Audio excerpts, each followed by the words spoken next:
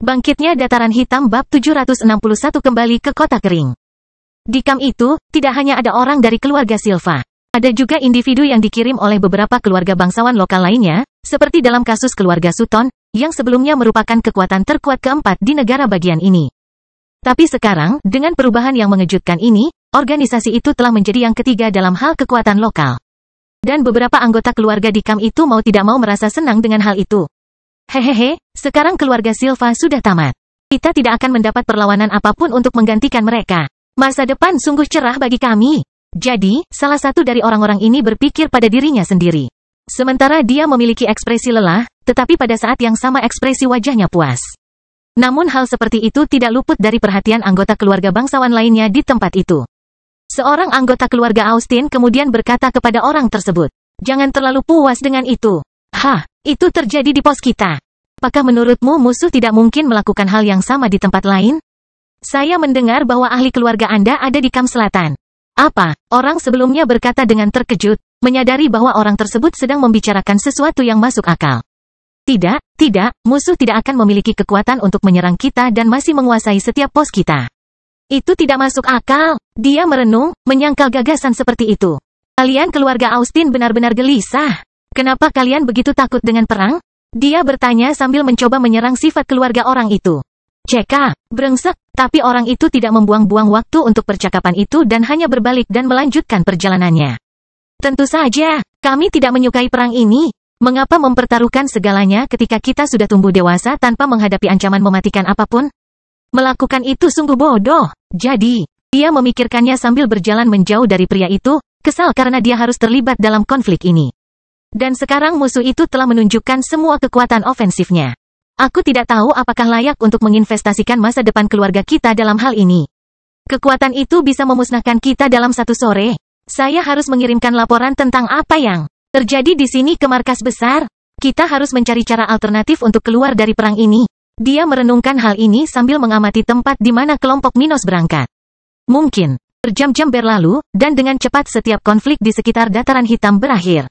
Yang pertama berakhir adalah orang yang bertanggung jawab menangani kelompok Otis. Karena yang dibawa Minos ke sana lebih kuat dan gesit dibandingkan kelompok lain. Namun tim lain yang bertanggung jawab menyerang dua pos besar musuh lainnya juga tidak lemah dan telah menyelesaikan misi mereka sekarang. Pos yang ada di desa sebelah timur Kota Kering sejauh ini merupakan pos yang paling mudah karena pos tersebut dioperasikan oleh keluarga Miller. Sebagian besar raja spiritual yang datang dari Kota Kering telah melakukan pertarungan tiruan melawan anggota keluarga Abi di tempat seperti itu. Namun, beberapa dari mereka telah menghadapi ahli dari keluarga bangsawan lokal lainnya dan membunuh beberapa lawannya. Namun, tidak semuanya terbunuh. Dari 11 raja spiritual di pos itu, hanya 4 yang meninggal. Sebaliknya, 3 orang lainnya menghilang dari medan perang dan dianggap tewas. Sedangkan sisanya, 2 di antaranya berasal dari keluarga Miller, dan 2 lainnya berasal dari keluarga berbeda di Kerajaan Brown. Kelompok musuh mereka telah melarikan diri dari tempat ini setelah menyadari betapa kuatnya pos ini, dan dengan demikian, ada orang-orang tingkat tinggi yang selamat di tempat ini untuk menceritakan kisah pertempuran besar yang mereka alami. Bagaimanapun, karena keuntungan dari kelompok yang menyerang pos ini, mereka tidak kehilangan satupun anggotanya dan bahkan mendapat 3 teman baru. Sebaliknya, serangan terhadap pos dekat kota perairan merupakan serangan yang paling sulit. 12 raja spiritual dari pihak Minos bertarung selama lebih dari setengah jam melawan 9 ahli musuh di sana. Serangan itu juga menimbulkan kerugian terbesar bagi pasukan sekutu Minos. Selain itu, mereka belum berhasil menghilangkan semua target, padahal itulah tujuan misi di sana. Namun pada akhirnya kelompok Elena telah kembali ke kota perairan dengan hasil 8 sasaran mati dan tidak ada korban jiwa di pihak mereka, sesuatu yang sudah baik untuk kekuatan kelompoknya. Jumlah mereka mungkin lebih banyak dibandingkan lawan mereka. Namun, hanya ada sedikit tentara dari pasukan Minos dalam kelompok itu, dan level orang-orang itu sedikit lebih rendah dibandingkan lawan mereka. Bagaimanapun, keluarga Hayes masih menghadapi kesulitan yang diakibatkan oleh konflik bertahun-tahun melawan keluarga Chamber. Oleh karena itu, kelompok itu hanya mendapat sedikit keuntungan dan akibatnya paling menderita hari ini. Bagaimanapun, setelah semua serangan ini berakhir, semua kelompok mulai kembali ke pos masing-masing. Beberapa dari orang-orang itu sedang menuju Kota Kering untuk mengirimkan sumber daya yang dikumpulkan di sekitar Dataran Hitam ke markas besar dan melaporkan hasilnya masing-masing. Semua ini terjadi pada tengah malam di wilayah ini, namun tidak ada seorang pun yang menunggu hingga fajar untuk melakukan hal-hal penting ini. Sebaliknya, mereka semua segera mengambil tunggangannya dan berangkat menuju tujuan masing-masing. Adapun musuh, puluhan ribu anggota pasukan semacam itu di Dataran Hitam kini berada dalam keadaan terguncang setelah kejadian hari ini. Kematian Raja Spiritual, terutama yang berpangkat tinggi, bukanlah hal biasa di wilayah ini. Oleh karena itu, dengan banyaknya kematian para ahli yang terjadi di tempat-tempat ini, mustahil bagi banyak jenderal spiritual untuk tidak merasa terkejut. Terutama takut, karena alasan ini dan alasan lainnya, tidak ada perintah untuk melakukan pengejaran. Sebaliknya, masing-masing kelompok tentara kontra-revolusioner tersebut tetap tinggal di posnya masing-masing, melakukan persiapan sambil menunggu bala bantuan. Mereka tahu bahwa tidak butuh waktu lama bagi keluarga kerajaan untuk mengetahui kerugian mereka. Dan itu memang tidak memakan waktu lama. Kota matahari terbenam, kerajaan coklat. Tidak butuh waktu lama, dan istana kerajaan sudah dipenuhi oleh perwakilan keluarga bangsawan setempat yang mengalami kerugian besar hari ini.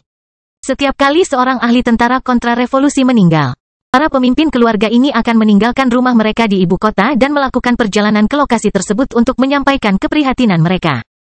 Namun dengan banyaknya kematian, tepatnya 48 orang, tidak lama kemudian Raja Brown dihadapkan dengan hampir semua kepala keluarga bawahannya.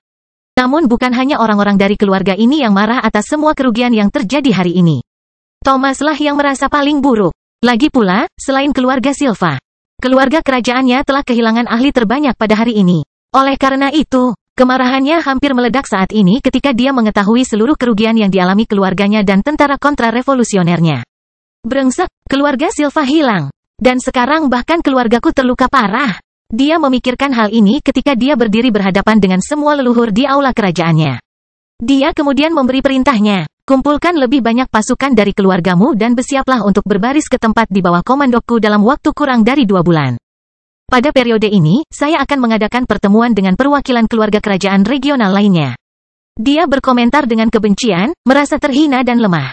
Bergantung pada kekuatan para pemberontak terkutuk ini dalam konfrontasi di masa depan, saya akan menerapkan statuta kontra-revolusi. Dia berkata dengan sungguh-sungguh, siap mengambil tindakan paling drastis. Dia tidak berpikir untuk menyelesaikan konflik di Dataran Hitam hanya dengan satu pertempuran. Namun misalkan pihak musuh menderita kerugian yang signifikan pada kejadian seperti itu. Dalam hal ini, dia bisa menghadapi sisa pasukan musuh secara bertahap, tanpa harus sering melalui situasi seperti sebelumnya. Namun jika dia menemui kesulitan di tempat itu, situasinya tidak akan nyaman, dan tindakan drastis perlu diambil. Karena itu, dia akan melakukan yang terbaik untuk mencoba melukai musuh sebanyak mungkin sambil menunjukkan keseriusan masalah ini kepada perwakilan kerajaan.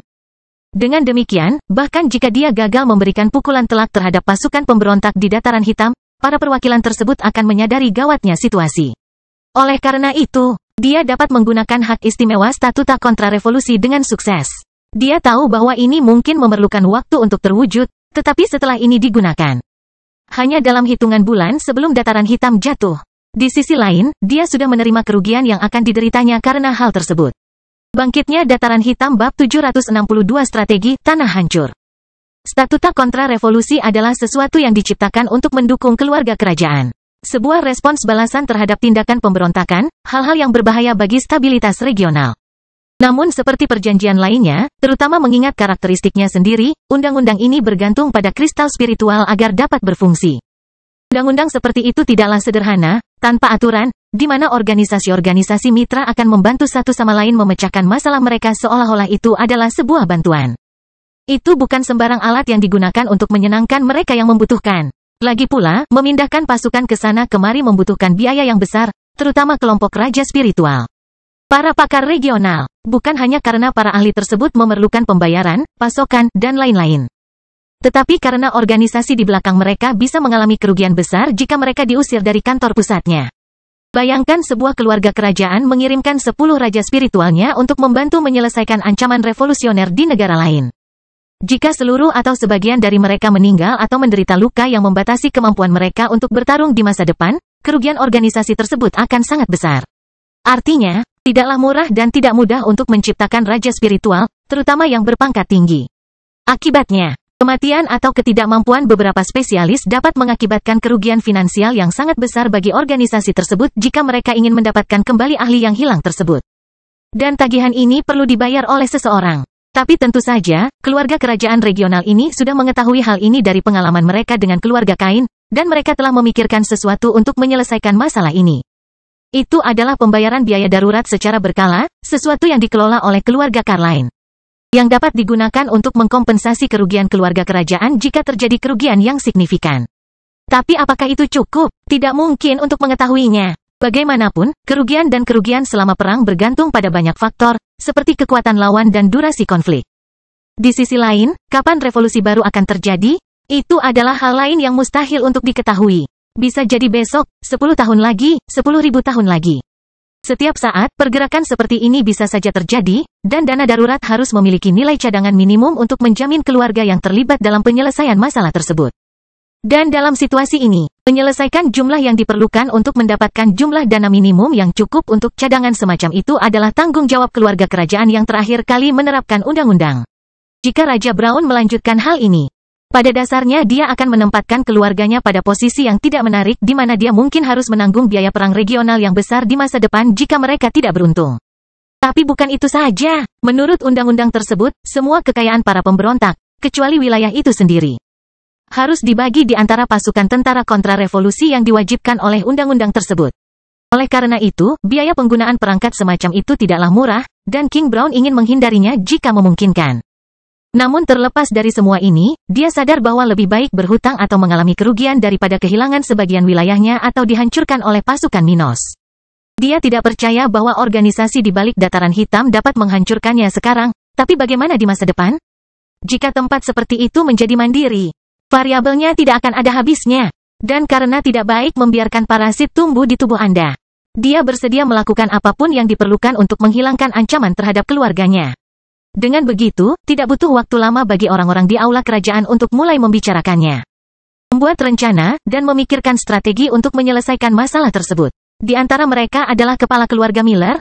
Beberapa jam berlalu, dan saat ini, matahari sedang terbit di cakrawala kota maritim. Saat ini, kota yang tadinya dilanda peperangan ini sedang merasakan ketenangan di awal hari, dengan semilir angin laut yang khas di kawasan ini. Suara dedaunan pepohonan yang bergoyang, kicauan burung-burung kecil yang terbang dan berkicau di area tersebut, membawa suara damai ke tempat yang sebagian hancur ini. Namun, suara dan efek atmosfer seperti itu jauh lebih terlihat pada saat ini, karena tidak ada satupun warga yang dapat ditemukan di dekatnya. Tidak ada binatang buas di sekitar kota ini. Tidak ada kereta atau orang hidup yang berjalan di jalanan, berbicara di berbagai tempat, bekerja, sesuatu yang wajar untuk dilihat di tempat seperti ini. Tapi ini sudah diduga. Setelah peringatan dari tentara dataran hitam, tidak ada satu orang pun yang berani tinggal di tempat ini. Tapi bukan hanya karena ini, tapi juga karena insentif khusus, katakanlah, yang diberikan tentara Minos kepada orang-orang ini. Dengan demikian, hanya ribuan mayat hasil jebakan yang digunakan pasukan Minos sehari sebelumnya yang terlihat di jalanan kota ini. Selain bangunan yang hancur atau rusak, siapapun yang lewat saat ini akan melihat tempat yang ditinggalkan. Namun, dengan banyaknya cindera mata yang tertinggal di banyak pemukiman, siapapun yang lewat pasti paham bahwa evakuasi warga dilakukan dengan tergesa-gesa. Lagi pula, tidak ada seorang pun yang akan pindah dari tempat tinggalnya, meninggalkan kenangan indah atas kemauannya sendiri, seperti lukisan tradisional nenek moyang, anggota keluarga penting. Tindakan seperti itu merupakan petunjuk yang jelas bahwa orang-orang di tempat ini tidak punya banyak waktu untuk meninggalkan kota ini, atau banyak potret yang tidak akan ditinggalkan di sini. Bagaimanapun, jika seseorang terbang di atas wilayah perkotaan ini sekarang, seseorang akan melihat beberapa kapal perlahan-lahan bergerak ke selatan beberapa puluh kilometer dari pelabuhan setempat. Pada saat yang sama, banyak gerbong, binatang spiritual, dan manusia dapat dilihat puluhan kilometer di sebelah timur tempat ini, tempat kelompok terakhir yang meninggalkan kota itu berada. Beberapa kelompok yang lebih kecil tampaknya bergerak ke arah yang berbeda, ada yang ke utara, dan ada pula yang ke selatan. Namun sebagian besar menuju ke arah kota kering, dikawal oleh pasukan tentara dataran hitam. Bagaimanapun, di salah satu dari banyak gerbong yang menuju kembali ke kota kering, Angela berada di dalam sarana transportasi bersama Barbara saat mereka mengobrol dan mengamati kurangnya pemandangan di sekitarnya. Tahukah Anda kapan kita akan mendapatkan angka jumlah penduduk kota maritim yang selamat dari konflik ini? Angela bertanya pada Barbara, meskipun status keduanya berbeda di militer. Jenderal spiritual ini telah berada di organisasi ini lebih lama daripada dia.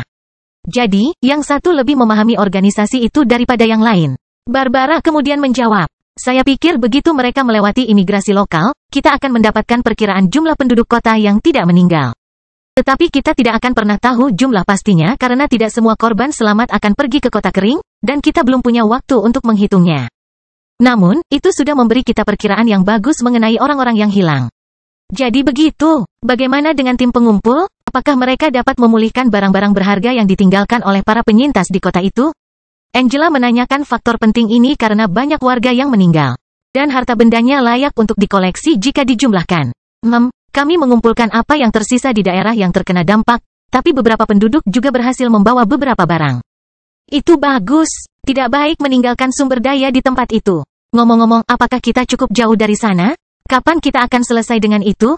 Dia berbalik dan melihat melalui kaca, di mana dia bisa melihat dari jauh matahari terbit di area di mana kota maritim berada. Itu akan terjadi dalam beberapa saat lagi. Komentar Barbara sambil melihat ke arah yang sama dengan Angela, cemas dengan apa yang akan terjadi selanjutnya. Rencana mereka sederhana. Jika mereka tidak bisa menggunakan kota maritim, akan lebih baik jika tidak ada orang lain yang bisa. Mengapa memiliki tempat dengan infrastruktur yang baik, tempat yang tidak begitu sulit bagi musuh untuk membangun pertahanan yang kokoh? Tepat di halaman belakang rumahnya, tidak perlu memperumit hal seperti itu. Maka, perlahan-lahan, banyak sumber cahaya kecil mulai muncul di bawah kota itu, menyatu membentuk bola api raksasa yang menutupi seluruh bintang yang muncul di cakrawala. Itulah akhir dari kota maritim, kiamatnya sendiri. Dengan itu, dalam sekejap mata, jamur gas dan debu raksasa menutupi seluruh area, mengikuti konsekuensi yang diharapkan. Boom! Bangkitnya dataran hitam bab 763 migrasi massal. Ya ampun, lihat itu, Paul, kota maritim benar-benar telah hilang selamanya. Mereka benar-benar menghancurkannya. Aku tidak percaya rumor itu. Sulit dipercaya. Beberapa orang yang dikawal oleh Black Plain Army ke kota kering berkomentar di antara mereka sendiri ketika mereka melihat kembali ke arah ledakan itu. Banyak yang sudah puluhan kilometer jauhnya dari tempat itu. Meski begitu, mereka bisa melihat dengan jelas banyaknya debu dan gas yang menutupi kota itu, akibat dari kehancuran tempat itu. Mereka sudah tahu bahwa tempat seperti itu telah hilang selamanya karena para prajurit tentara dataran hitam telah memperingatkan mereka bahwa masa depan siapapun yang tinggal di sana tidak akan. Namun melihat tempat di mana tidak hanya mereka, tetapi juga ayah, kakek, dan nenek moyang mereka dilahirkan dan dibesarkan hingga mencapai akhir yang pasti. Cukup mengejutkan bagi sebagian besar orang di sana. Dengan begitu, sementara banyak orang yang berkomentar kaget tentang berakhirnya kota itu secara tiba-tiba, sebagian besar di sana tetap diam. Melihat ke arah itu, sambil tetap berjalan menuju kota kering. Memalukan, jika tidak dihancurkan, kita masih bisa kembali lagi di masa depan. Beberapa orang lanjut usia dalam kelompok imigran itu diam-diam memikirkannya, menyesali hasil ini. Meski kecewa dengan perubahan yang terpaksa mereka terima, orang-orang ini cukup pragmatis untuk memahami bahwa mereka sudah berada pada pilihan terbaik. Dan karena itu, mereka tahu bahwa mengeluh kepada para prajurit atau sesuatu seperti itu tidak akan membantu mereka. Di sisi lain, meskipun kota dapat menghubungkan penduduknya dengan kota tersebut, memberikan perasaan kepada warganya, pada akhirnya, kawasan tersebut hanyalah tempat yang dibangun oleh manusia. Selama mereka masih hidup, mereka dapat terhubung ke tempat lain dan menjalani hidup mereka. Jadi, sebagian besar orang di sana hanya meratapi nasib tempat mereka dibesarkan. Selain itu, banyak orang di sana tidak tahu berapa lama lagi mereka bisa hidup. Dengan adanya perang di wilayah ini, nasib mereka mungkin tidak lebih baik daripada kota maritim. Oleh karena itu, ada yang lebih mengkhawatirkan situasi di kota kering daripada kehancuran bekas rumah mereka. Janji-janji tentara Minos sungguh luar biasa dan menarik. Tapi apakah itu benar? Tidak mungkin mereka, para penghuni tempat yang sekarang berada dalam kehancuran, bisa mengetahui hal seperti itu. Lagi pula, mengingat situasi yang mereka hadapi, sikap para prajurit ini bisa jadi merupakan cara untuk menipu mereka agar lebih mudah ditangkap oleh tentara. Adapun orang-orang yang tidak setuju untuk pergi ke kota kering, bagi banyak orang dalam kelompok yang menyaksikan kehancuran kota maritim. Tentara dari prajurit Minos mungkin akan membunuh orang-orang itu. Itu adalah kekuatan musuh kerajaan Brown, yang baru saja menghancurkan kekuatan kerajaan. Sudah biasa bagi orang-orang seperti mereka didominasi oleh pemenang konflik dalam situasi seperti ini. Akibatnya, banyak orang di sana yang mengkhawatirkan integritas propaganda yang dibuat oleh para prajurit tersebut. Namun yang lain tidak berpikir seperti itu. Itu karena beberapa dari orang-orang ini setidaknya memiliki satu kenalan dekat mereka yang pernah mengunjungi kota kering dan membawa keluarga mereka ke sana. Dan mengetahui hal ini, mereka tidak ragu lagi dengan peluang dan kualitas hidup di sana. Namun, meski penuh harapan untuk masa depan, mereka merasa sedikit tertekan saat melihat pemandangan yang mengejutkan ini. Pokoknya, tak butuh waktu lama, dampak dari banyaknya ledakan di kota maritim itu menyebar hingga puluhan kilometer kawasan perkotaan tersebut. Kebisingan itu sangat mengejutkan, bahkan mencapai tempat di mana kelompok terakhir yang meninggalkan kota itu lewat saat ini. Adapun gelombang kejutnya, belum mencapai tempat itu dengan kekuatan yang besar. Sebaliknya, badai tersebut hanya menimbulkan angin kencang, hanya sedikit lebih kuat dari badai lokal pada umumnya. Maka, di tengah hiruk-pikuk peristiwa itu, ribuan orang itu terus berpindah dari kota maritim ke kota dataran hitam yang kini unik. Itu adalah migrasi massal yang belum pernah terlihat di dataran hitam. Sesuatu yang akan mengubah status kota kering sepenuhnya setelah orang-orang ini terserap ke tempat seperti itu. Namun perjalanan tersebut tidaklah singkat bagi puluhan ribu orang ini yang praktis harus melakukan perjalanan dengan berjalan kaki. Namun, itu adalah hal yang normal terjadi dalam situasi ini. Lagi pula, tidak banyak binatang atau kereta di kota yang sekarang hancur itu. Namun, hal ini tidak sepenuhnya buruk bagi banyak orang. Itu karena mereka setidaknya mendapat perlindungan dari prajurit kuat tentara dataran hitam saat mereka melakukan ini. Jadi, meskipun banyak orang melakukan upaya fisik yang luar biasa dalam perjalanan tersebut, mereka tidak perlu khawatir tentang kemungkinan bahaya dalam perjalanan mereka. Saya pikir kita akan membutuhkan waktu sekitar 5 hari untuk mencapai kota kering. Angela diam-diam merenung ketika dia melakukan perjalanan dengan kereta yang sebelumnya. Bersama dengan Barbara di belakang barisan. Aku ingin tahu apa yang terjadi pada malam yang berlalu. Semua serangannya berhasil, apa yang akan terjadi sekarang? Sementara Angela memikirkan pertanyaan-pertanyaan ini, penasaran ingin mengetahui hasil dari tindakan signifikan pertama tentara ini. Waktu mulai berlalu, 2 hari kemudian, setelah berjam-jam berlalu sejak ledakan kota maritim, awan debu yang menutupi tempat ini tidak lagi terlihat dalam kepadatan yang besar. Masih ada beberapa jejak di langit yang akan membuat orang berpengalaman mengerti apa yang terjadi di sini. Namun meski begitu, sisa-sisa tersebut tidak cukup untuk menutupi tempat di mana kota itu sebelumnya berdiri. Oleh karena itu, pada saat ini, siapapun yang terbang di sekitar kawasan ini akan dapat melihat akibat dari apa yang terjadi pada tempat tersebut. Setelah banyaknya ledakan tersebut, hampir seluruh bangunan di kota maritim hancur, hanya menyisakan kompleks menyerupai pasir, hanya saja warnanya berbeda. Namun sebagian besar kompleks ini berwarna abu-abu muda, yang menunjukkan material yang paling sering digunakan untuk membangun infrastruktur lokal. Namun, selain lapisan pasir ini, banyak puing-puing yang terlihat di sekitarnya, terutama di tempat yang dulunya merupakan bagian tengah kota maritim. Bagaimanapun, semua itu dan debu coklat yang juga hadir mengikuti pola sedimentasi berupa kawah besar. Kawah ini menutupi hampir seluruh wilayah kota maritim lama, bahkan mempengaruhi tempat-tempat yang dulunya merupakan pelabuhan dan pantai setempat. Faktanya, tempat-tempat ini hampir hilang sama sekali karena air laut telah mendorong bagian kawah besar yang paling dekat dengan lokasi pantai setempat. Selain itu, tidak ada lagi yang berguna untuk pemukiman manusia di tempat ini. Dan itulah yang dilihat sekelompok pendatang baru dari kejauhan. Berdiri di atas seekor binatang bersayap raksasa beberapa ratus meter di atas.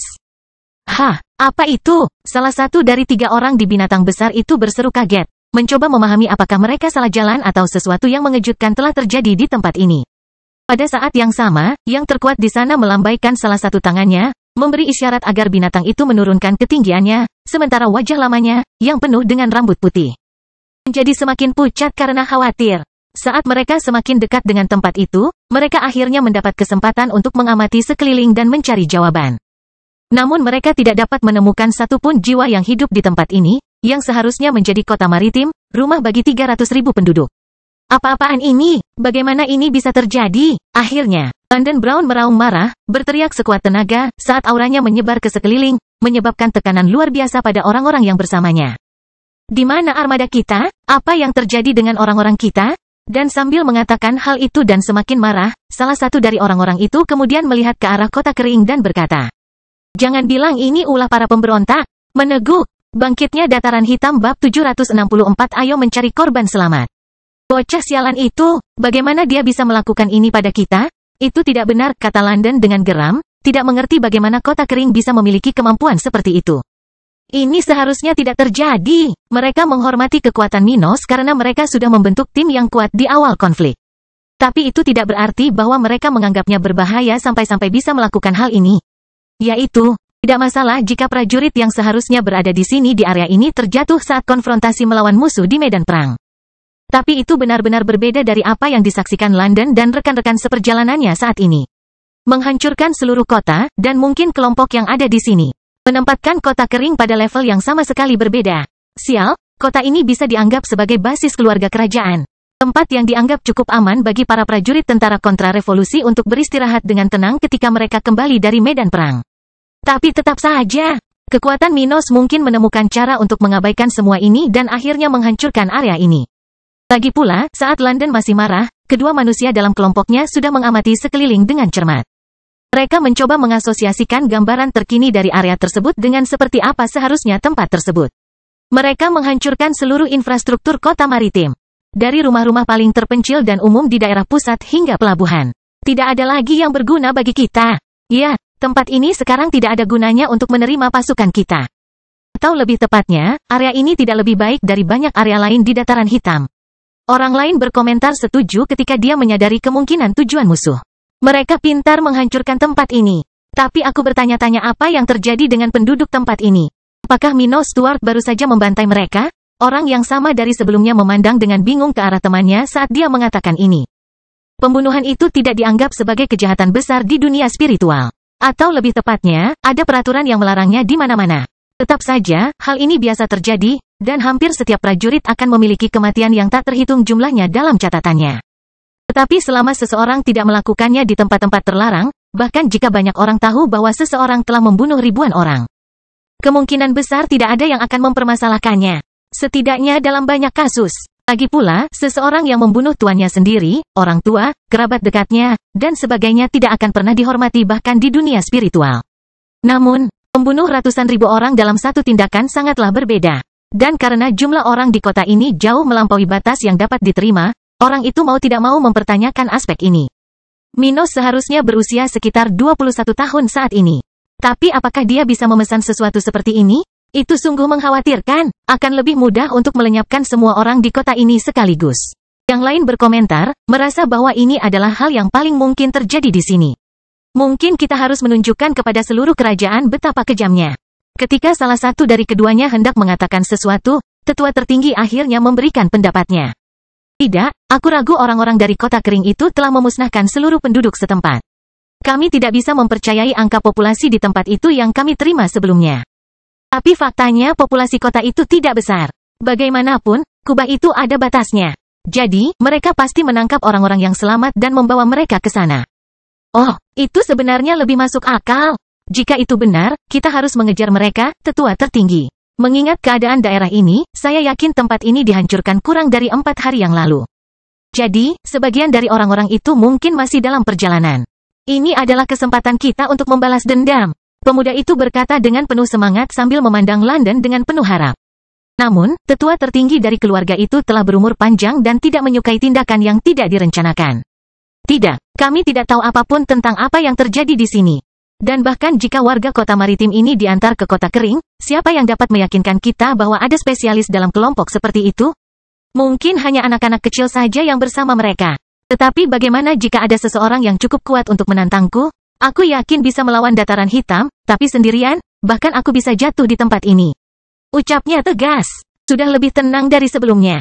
Melakukan seperti yang disarankan pemuda itu adalah pertaruhan besar. Paling-paling mereka bisa melenyapkan beberapa musuh yang kuat. Namun kemungkinan terburuknya, mereka akan dibunuh. Tidak sulit membayangkan apa yang mereka sukai di sini. Di sisi lain, lebih baik menunggu perintah dari raja, yang saat ini sudah mempunyai gambaran tentang apa yang telah terjadi, serta rencana yang siap untuk dilaksanakan. Dengan begitu, London lebih memilih menunggu 1 atau 2 hari lagi sampai burung gagak yang datang dari markas besar keluarga Brown mendatanginya. Hanya dengan begitu dia akan bertindak. Ayo, dia mengangguk pada mereka berdua dan berkomentar pada monsternya. Mari kita kelilingi area tersebut. Mungkin ada yang selamat di sekitar. Oke, segera setelah itu, mereka berangkat dari tempat itu. Sedangkan di kota kering, setelah 2 hari sejak serangan tentara dataran hitam, sekutu dan bawahannya, terhadap pasukan musuh di wilayah itu, hampir semua orang yang seharusnya kembali ke kota itu sudah ada di sini. Minos dan kelompoknya serta mereka yang ikut serta dalam penyerangan terhadap pos di timur dan selatan kota kering telah kembali ke tempat ini. Sedangkan bagi mereka yang berasal dari kota maritim, sebagian besar belum sampai di tempat ini. Hanya gerbong yang membawa tentara dan warga yang terluka dalam konflik itu yang telah mencapai kota kering saat kelompok lainnya yang datang dari tempat itu melanjutkan perjalanan mereka ke sini. Jadi, RSUD Kota Kering saat ini sangat sibuk, kapasitasnya mendekati maksimal, dan banyak orang yang sudah dirawat di tenda-tenda di pinggir jalan gedung. Tempat ini ditutup untuk lalu lintas orang yang tidak terkait dengan layanan penting di kawasan itu. Namun meski begitu, banyak warga yang menonton dari jauh, di berbagai titik yang sudah terdapat kerumunan kecil di sekitarnya. Mereka tidak hanya sekedar mengawasi di luar tenda di kawasan itu. Tidak, karena masih banyak orang dan kereta yang datang dari kota maritim, beberapa orang yang terluka melewati daerah itu, menangis karena luka-luka mereka setiap jam. Di sisi lain, beberapa orang yang datang tidak berada dalam situasi berbahaya yang mematikan, dan mereka akan meninggalkan area tersebut setelah beberapa saat. Namun karena beberapa penduduk kota kering saat ini berasal dari kota itu, tepatnya lebih dari 100.000 jiwa, banyak yang penasaran untuk mengetahui apakah tetangga, teman, telah tiba. Jadi, mereka berkerumun untuk mengamati area di mana tangisan kesakitan terus menyebar. Tapi ketika orang-orang di luar rumah sakit setempat sedang mengawasi area luar di mana tenda medis berada, kelompok raja spiritual berada di lantai atas gedung itu. Sebagian besar raja spiritual yang berpartisipasi dalam serangan sebelumnya dalam keadaan sehat. Istirahat beberapa hari saja sudah cukup bagi mereka untuk bersiap menghadapi pertempuran berikutnya. Namun beberapa dari mereka memerlukan perawatan medis jika tidak ingin kehilangan kemampuan bertarungnya. Alhasil, orang-orang tersebut berada di lantai rumah sakit ini dihadiri langsung oleh Dilian, dokter dengan skill terbaik di tempat ini. Bagaimanapun, di salah satu ruangan di lantai tersebut, Minos dan beberapa raja spiritual setempat ada di sana, meskipun mereka tidak di sini untuk menggunakan layanan Dilian. Karena diperkirakan beberapa raja spiritual harus lewat di sini, Stuart muda telah memerintahkan mereka semua untuk datang langsung ke sini, di mana mereka dapat memberitahukan hasilnya kepadanya. Dan itulah yang dia lakukan saat ini sambil mengetahui hasil di pos yang dioperasikan oleh keluarga Miller, tepat setelah mendengar tentang tindakan tim yang dipimpin oleh Elena. Dan itulah yang terjadi di tempat itu, Minos muda. Salah satu dari 3 raja spiritual keluarga Miller yang jatuh di tempat itu berkata, selesai membicarakan kejadian di daerah itu. Bangkitnya Dataran Hitam bab 765 berita dari keluarga Hayes. Saat Minos selesai mendengarkan laporan tentang apa yang terjadi di 2 pos terdepan musuh, dia cukup senang dengan semuanya. Dalam satu hari, puluhan raja spiritual musuh telah terbunuh oleh tindakan pasukannya.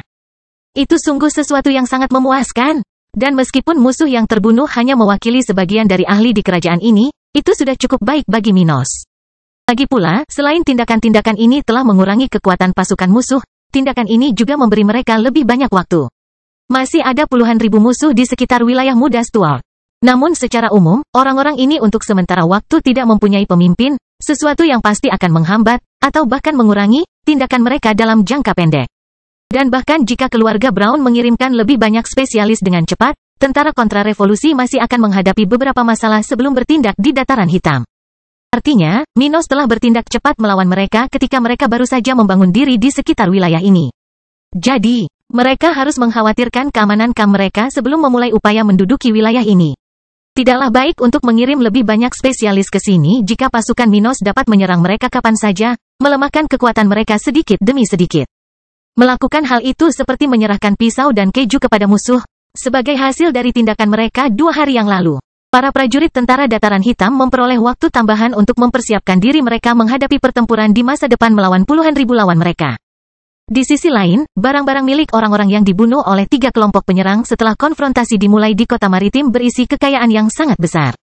Jumlah cincin spasial yang dikumpulkan sedemikian rupa sehingga cukup untuk membayar 3 serangan. Dan masih ada jutaan kristal yang dapat disimpan untuk diinvestasikan di masa depan.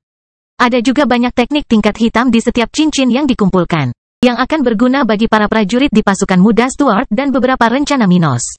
Dan dengan semua itu, Stuart muda cukup puas saat ini. Dia lalu berkata, "Yah, pada akhirnya, semuanya berjalan hampir sempurna. Sayang sekali salah satu target musuh kelompok Elena tidak tersingkir. Tapi yang jauh lebih penting bagi kami adalah tidak ada sekutu kami yang terluka lebih parah dalam pertarungan itu. Dan fakta bahwa orang yang selamat itu kehilangan salah satu tangannya dalam pertempuran sudah sangat membantu kita." Dia berkomentar, melihat ke arah 3 raja spiritual bawahan dari keluarga Cohen. Orang-orang yang berpartisipasi dalam konfrontasi yang dipimpin oleh Elena dan keluarga Hayes. Meskipun sayang sekali musuh ini selamat, itu adalah hal yang baik. Berbeda dengan kelompok musuh di bawah komando keluarga Miller, kelompok yang diserang oleh tim Elena tidak membutuhkan orang yang selamat. Hanya orang yang memiliki keluarga Abi yang tampaknya telah bertarung dengan cukup baik untuk menakut-nakuti pasukan kota kering dan memiliki spesialis yang masih hidup. Adapun yang lainnya, semakin kuat musuh yang mereka bunuh, semakin baik bagi Minos dan wilayahnya. Bagaimanapun, setiap raja spiritual jauh lebih berharga bagi aliansi Minos dibandingkan bagi keluarga Brown. Meski begitu, kelompok Elena yang tidak melenyapkan semua spesialis yang ditargetkan bukanlah akhir dari dunia. Setelah mendengar apa yang dikatakan Stuart muda, salah satu bawahan keluarga Cohen, yang sedang berbaring di tempat tidur, memandang ke arah penguasa itu dan berkata, "Tetapi meskipun mengalami kemunduran ini, Minos muda, saya yakin kita akan segera mendapat kabar baik dari keluarga Hayes." Oh, itu benar. Salah satu dari ketiganya berkomentar setelah mendengar apa yang akan dikatakan rekannya. Orang tersebut kemudian menjelaskan kepada Minos dan orang lain di sana. Tampaknya keluarga Hayes mendapatkan hasil yang lebih baik daripada yang diperkirakan terkait pengejaran anggota keluarga Chamber. Jadi, itu dia. Itu mengejutkan. Orang-orang Chamber itu selalu sekuat kecoa. Memang, aku tidak menyangka mereka akan gagal secepat itu. Beberapa ahli dari keluarga bangsawan daerah lain mengomentari hal itu dengan nada rendah, tetap memperhatikan anggota keluarga Cohen tersebut. Orang itu kemudian melaporkan apa yang dia temukan pada beberapa anggota keluarga Hayes selama penyerangan itu. Beberapa orang dari House Chamber yang melarikan diri dari kerajaan Cromwell selama atau setelah tragedi Persephone telah ditangkap oleh pengejar mereka beberapa hari sejak operasi itu. Bahkan 2 dari 7 spesialis keluarga Chamber yang tersisa terbunuh pada periode itu. Dia berkomentar dengan puas ketika dia mengingat informasi penting ini. Raja spiritual keluarga Chamber adalah orang-orang yang paling mungkin menandatangani kontrak jiwa dengan organisasi regional lainnya. Dengan begitu, setiap ahli yang masih hidup dan meninggal berarti perang keluarga Hayes dan Chamber hampir berakhir. Dengan ini, Black Plain Army bisa lebih cepat mengandalkan dukungan keluarga Vivian dan Davy. Dan setelah mendengar informasi ini, Minos merasa lebih baik tentang masa depan perang kemerdekaannya. Itu yang terbaik. Saya khawatir pada tahap awal perang ini, kita akan berada dalam situasi yang tidak terlalu baik. Oleh karena itu, semakin banyak sekutu kita yang berada dalam posisi untuk membantu kita, semakin baik situasi kita. Dia dengan jujur berkata sambil berbicara tentang sesuatu yang jelas bagi setiap orang di ruangan itu. Bahkan jika mempertimbangkan semua sekutu dan bawahan Minos, jumlah musuh jauh lebih besar daripada yang ada di Kota Kering. Jadi, meskipun langkah pertama menguntungkan pihak mereka, keadaan tidak selalu seperti ini. Namun tetap saja, Minos memiliki strategi, aliansi, dan hal-hal yang dapat memberi ruang bagi mereka. Oleh karena itu, tidak ada seorang pun di sana yang putus asa mendengar pemimpin aliansi berasumsi bahwa mereka akan segera berada dalam posisi yang dirugikan. Dan memikirkan banyak variabel, Minos teringat sesuatu dan menanyakan ketiga anggota keluarga Cohen di tempat itu. Bagaimana dengan keluarga Cromwell? Apakah keluarga Hayes menghadapi masalah karena keterlibatan keluarga Snow? Ya, mereka menghadapi. Salah satu dari ketiganya berkata, mengingat informasi tersebut, tepat setelah mereka saling memandang. House Cromwell menanyai keluarga Hayes tentang keterlibatan keluarga Snow dalam tragedi Persephone. Mereka ingin tahu apakah salah satu pengikut mereka berkonspirasi oleh saingannya yang mungkin mencoba menyabotase mereka. Tapi karena tidak ada bukti konspirasi Hayes dengan Snows, sekutu kita bisa lolos dari masalah besar. Untuk saat ini, alasan bahwa keluarga Hayes hanya berperang dan keluarga Snow ingin membalas dendam sudah cukup. Namun, tidak dapat dipungkiri bahwa sekarang teman-teman kita mungkin sedang diawasi oleh keluarga Cromwell. Ketika mereka melakukan pelanggaran terkecil, mereka tidak akan memiliki waktu yang mudah di kerajaan itu. Orang seperti itu berkata, menyelesaikan apa yang dia ketahui tentang masalah ini. Itu bukan pertanda baik. Benar, jika keluarga kerajaan Cromwell mendapat kesempatan, anggotanya mungkin akan mencoba bertindak melawan sekutu kita. Ya, faktanya, menurutku mereka mungkin sudah mulai mengucilkan keluarga Hayes saat mereka mencari bukti. Ya, mereka mungkin sudah membicarakan tentang memberikan wilayah yang sebelumnya diperintah oleh keluarga Chamber kepada saingan House Hayes. Mendengarkan komentar sekutu dan bawahannya, Minos sangat setuju dengan poin tersebut. Tapi dia tidak mengkhawatirkan hal itu saat ini. Untuk saat ini, tidak akan terjadi apa-apa pada House Hayes. Lagi pula, jika ada konspirasi, orang-orang di keluarga kerajaan itu harus lebih peduli pada keluarga Snow dan bukan pada keluarga Hayes. Di sisi lain, berita perang di Dataran Hitam tidak akan butuh waktu lama untuk sampai ke negara bagian lain di benua tengah. Saat itu terjadi, fokus keluarga Cromwell akan beralih ke kita dan keluarga Snow. Tidak akan ada ruang bagi mereka untuk memikirkan keluarga Hayes. Dia berkomentar dengan percaya diri sambil menatap Vivian dan orang lain dari keluarga yang berada di Kota Kering.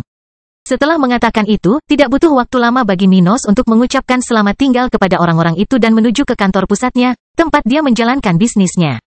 Kini setelah dia mengetahui apa yang terjadi di 2 pertempuran lainnya, yang tersisa hanyalah kelompok dari kota maritim untuk kembali dan memberitahukan kepadanya hasil operasi di tempat itu. Orang-orang terluka yang datang sejauh ini tidak mengetahui banyak tentang hal ini karena mereka tidak memiliki informasi tersebut. Dengan itu, hanya ketika beberapa orang penting dari tempat itu kembali, Minos akan memahami apa yang terjadi dan lebih tahu apa yang harus dilakukan mulai sekarang. Bangkitnya Dataran Hitam bab 766 pemerintah daerah yang sibuk. Sekarang setelah Minos dan sekutunya melakukan langkah signifikan pertama dalam perang ini, Kota Kering akan mengalami masa damai. Dan kemudian kekacauan akan terjadi. Karena Dataran Hitam telah menunjukkan begitu banyak kekuatan, pihak musuh tidak akan lambat dalam merespons dengan serangan. Mungkin diikuti dengan penerapan statuta kontra-revolusi. Tentu saja, perangkat ini memerlukan waktu untuk memberikan dampak praktis pada perang kemerdekaan Dataran Hitam. Lagi pula, wilayah ini tidaklah kecil, dan beberapa negara bagian sangat jauh dari kerajaan coklat sehingga bahkan monster tingkat 4 pun membutuhkan waktu lebih dari 6 bulan untuk datang ke sini. Di sisi lain, kan selalu ada birokrasi dalam prosedur seperti itu, jadi akan memakan waktu cukup lama sebelum pasukan besar seperti yang melenyapkan keluarga Kain tiba di sini. Namun meski begitu hal ini terjadi dan wilayah utara benua tengah lainnya mengetahui realitas baru Dataran Hitam, segalanya akan menjadi semakin sibuk. Meskipun mungkin ada manfaatnya, tekanan terhadap tentara Dataran Hitam hampir pasti akan sangat parah, sehingga memperumit masalah bagi pasukan muda Stuart. Dengan itu, dia dan orang-orang di Kota Kering harus menggunakan hari-hari yang diperoleh dari tindakan sebelumnya untuk menjalani hidup mereka dan mendapatkan lebih banyak kekuatan. Dan tidak ada kekurangan hal yang dapat dilakukan pada periode ini. Pertama-tama, Dilian dan pemerintah Kota Kering akan segera dihadapkan pada ribuan imigran yang datang ke tempat ini sekaligus. Hal ini merupakan suatu hal yang luar biasa karena kota ini selalu mengalami kekurangan tenaga kerja dan penciptaan lapangan kerja yang melebihi jumlah penduduk baru di masa lalu. Namun meskipun hal ini merupakan hal yang baik, penambahan tersebut tidak hanya membawa manfaat bagi pemerintahan kota ini. Tidak diragukan lagi, bisnis lokal dapat tumbuh lebih cepat jika ada orang-orang ini, namun kelompok manusia akan selalu mengalami kesulitan untuk hidup bersama. Menyerap beberapa keluarga imigran sedikit demi sedikit sangatlah mudah. Lagi pula, begitu orang-orang tersebut tiba di sini, sendirian, mereka hampir selalu berusaha berintegrasi dengan masyarakat. Hal ini paling umum terjadi karena, meskipun budaya lokal dominan, hanya ada sedikit pilihan bagi kelompok tertentu untuk tetap terisolasi satu sama lain, dalam lingkungan mereka sendiri. Tanpa benar-benar berintegrasi ke dalam kehidupan lokal. Dan konsekuensi dari hal ini sangat besar, yaitu sesuatu yang dapat menghindari banyak masalah di berbagai komunitas. Memang baik bahwa setiap orang mempunyai hak untuk melestarikan budaya dan identitasnya. Namun keluar dari zona nyaman dan belajar tentang hal-hal dan perspektif baru akan selalu bermanfaat bagi masyarakat. Hidup dalam gelembung hanya dapat membatasi warga suatu wilayah tertentu, akibatnya mengurangi peluang terciptanya hal-hal baru. Sayang sekali jika sesuatu yang legendaris tidak diciptakan karena orang-orang yang membutuhkannya terlalu nyaman untuk mencoba menemukan hal-hal baru. Tekanan sosial yang dialami para imigran untuk berintegrasi ke dalam masyarakat sangat disambut baik dan dapat menghasilkan poin positif bagi pemerintah setempat. Tapi karena Kota Kering akan menyerap seluruh kota sekaligus, segalanya mungkin akan sedikit berbeda. Oleh karena itu, pemerintah daerah harus bekerja keras mulai sekarang untuk dapat mengintegrasikan para imigran ini sehingga Kota Kering dan Dataran Hitam dapat memanfaatkan keterampilan mereka dengan lebih baik. Setelah itu, Minos, pasukannya, dan pemerintah setempat menyelesaikan situasi Otis Silva dalam beberapa minggu mendatang. Stuart muda ingin pria ini dieksekusi di depan ratusan ribu orang di kotanya. Oleh karena itu, persiapan untuk hal ini perlu dilakukan dengan penuh kehati-hatian dan persiapan. Hanya hari-hari yang telah berlalu sejak perintahnya mengenai eksekusi ini tidak akan cukup untuk mewujudkan hal itu. Eksekusi itu sebagian karena keinginan Stuart muda untuk membalas dendam. Itu adalah sesuatu yang ingin dia lakukan untuk merendahkan sosok patriark itu sebanyak mungkin, dan juga keluarga Silva. Sebab, jika hal ini terjadi, Otis akan menjadi orang pertama dengan prestise, ketenaran, dan kekuasaan yang dieksekusi dalam lebih dari 200.000 tahun sejarah regional yang diketahui. Di sisi lain, mengeksekusi raja spiritual level 58 bukanlah masalah kecil. Otis lumpuh. Namun, setiap orang di Kota Kering yang memiliki kemampuan untuk merasakan fluktuasi spiritual orang lain akan dapat merasakan tingkat kultivasi sebelumnya. Ketika mereka menyadari bahwa pemerintah daerah cukup kuat untuk mengalahkan, menangkap dan mengeksekusi seseorang yang sangat berpengaruh, hal itu seperti penegasan atas kekuatan tentara. Sesuatu yang perlu ditakuti, Minos ingin masyarakatnya percaya pada institusi yang ia dirikan, mengikuti hukum setempat karena hidup tertib lebih baik bagi semua orang.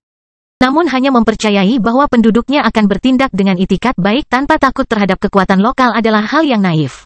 Oleh karena itu, menunjukkan seseorang yang terkenal di wilayah tersebut, seseorang yang setidaknya pernah didengar namanya oleh semua orang di sini, dieksekusi oleh pasukan lokal adalah insentif yang baik bagi penduduk.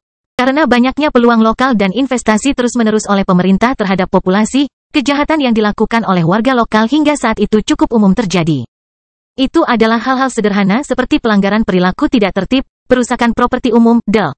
Oleh karena itu, hingga saat ini, masyarakat belum pernah menyaksikan pemerintah daerah bertindak tegas terhadap siapapun, baik dengan eksekusi atau hukuman tegas lainnya. Dan Minos menyukai gagasan untuk menunjukkan hal ini kepada orang-orang di kotanya. terutama kepada mereka yang datang dari kota maritim. Namun persiapannya memerlukan waktu berhari-hari. Karena itu, Otis harus menunggu di penjara setempat, di mana ia setiap hari menerima perlakuan unik dari tentara dan pejabat setempat. Akhirnya, tentara sudah mempersiapkan tindakan mereka di masa depan, rencana yang akan digunakan ketika pembalasan keluarga Brown dilancarkan. Khususnya, tentara administratif sedang menunggu komunikasi dari keluarga Miller. Tentu saja, musuh telah mengambil keputusan setelah kematian begitu banyak spesialis di dataran hitam. Akibatnya, sekutu Minos dalam kelompok musuh pemuda ini tidak perlu waktu lama untuk memberitahu markas rahasia Kota Kuning tentang intelijen ini. Setelah itu, tentara administratif tentara dataran hitam dapat memikirkan tanggapan yang lebih efektif terhadap lawan-lawan ini. Sementara institusi Kota Kering sibuk, keluarga kerajaan Brown telah mengetahui tentang orang-orang yang selamat dari pasukan mereka di awal kota maritim. Setelah lebih dari 2 hari sejak dimulainya konfrontasi di kota itu, surat-surat yang dikirimkan oleh para penyintas yang melarikan diri melalui darat atau laut akhirnya sampai ke markas House Brown. Oleh karena itu, Thomas, petinggi keluarga kerajaan dan keluarga bangsawan, mengetahui tentang kekejaman yang disebabkan oleh pasukan musuh di kota itu. Mereka tidak hanya mengetahui cara pengecut dalam melawan pasukan Kota Kering, tetapi mereka juga menemukan sesuatu yang sangat mengkhawatirkan. Mereka telah mengetahui potensi keterlibatan keluarga Collins pada hari yang mengerikan itu. Dan jika ini benar, situasi di dataran hitam bisa jadi jauh lebih buruk dari yang mereka duga. Bagaimanapun, keluarga Collins adalah kekuatan tingkat tinggi di kerajaan ombak dan bahkan salah satu keturunan mereka siap untuk mengambil alih negara itu segera. Itu sangat buruk. Keluarga Collins mungkin tidak penting bagi keluarga Brown. Namun, tidak dapat disangkal bahwa negara bagian itu adalah yang terkuat di kawasan ini. Akibatnya, jika kerajaan tersebut melawan mereka dan melanggar statuta kontrarevolusi pada saat yang sulit ini, maka kekacauan di kerajaan Brown akan jauh lebih buruk dari yang diperkirakan. Akibatnya, beberapa perwakilan keluarga Brown sudah menuju ke kerajaan itu untuk mengajukan pertanyaan yang diperlukan kepada keluarga Walker mengenai potensi masalah dengan salah satu pengikut mereka. Seorang pengikut tidak akan pernah melakukan sesuatu yang begitu berani terhadap keluarga kerajaan di negara bagian lain. Jadi, jika Collins yang melakukan ini, niscaya Walkers akan berada di balik semua itu. Jika tidak, mereka masih diserang oleh kapal perang keluarga Collins.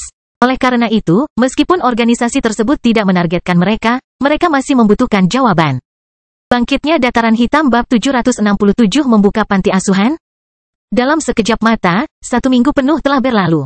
Setelah beberapa hari ini, kelompok yang datang dari kota maritim telah selesai tiba di Kota Kering bersama dengan prajurit terakhir dari tentara Dataran Hitam. Tidak ada masalah selama hari-hari ketika sekelompok besar imigran ini melakukan perjalanan. Hal itu dikarenakan pasukan Minos telah membuat pasukan tentara kontra-revolusi di Dataran Hitam menjadi tidak stabil. Dan mengingat tidak banyak binatang alami di kawasan Dataran Hitam ini, perjalanan para imigran berjalan lancar. Setelah itu, mereka sampai di Kota Kering dan segera ditemui oleh tentara di pos imigrasi, di mana mereka telah mendapatkan identitas warga negara dan izin untuk memasuki kubah setempat. Setelah melakukan hal tersebut, masing-masing orang terkejut menemukan tempat yang hijau dan semarak di tengah Dataran Hitam dan jauh lebih berkembang daripada kota lama mereka. Kota Kering tidak hanya tampak lebih besar daripada kota maritim, namun kekuatan rata-rata penduduk setempat juga lebih signifikan dibandingkan dengan lokasi pesisir yang kini tidak ada lagi. Di sisi lain, rata-rata warga Kota Kering memiliki daya beli yang jauh lebih tinggi dibandingkan masyarakat yang terakhir datang ke sini dari kota maritim. Dan para imigran ini mau tidak mau memperhatikan hal ini ketika mengamati pakaian warga setempat, standar hidup di kota ini, di mana perdagangan sangat kuat. Dan pasokan jasa serupa dengan kota-kota besar di kawasan. Karena itu semua, para pendatang yang sebelumnya sangat takut dengan masa depan mereka, dengan cepat berubah ketika mereka mengenal tempat ini. Janji-janji yang diberikan para prajurit kepada mereka sudah tidak diragukan lagi, dan hanya dengan mengamati kota ini beberapa menit setelah kedatangan mereka. Sebagian besar pendatang sudah mempercayai segalanya. Mereka jelas harus mengenal tempat ini lebih baik untuk memahami apa yang mungkin dilebih-lebihkan dan apa yang sebenarnya terjadi. Tapi kesan pertama mereka sudah sangat bagus saat itu. Dengan demikian, puluhan ribu pendatang dari kota tersebut telah tiba di tempat ini dengan kesan yang baik.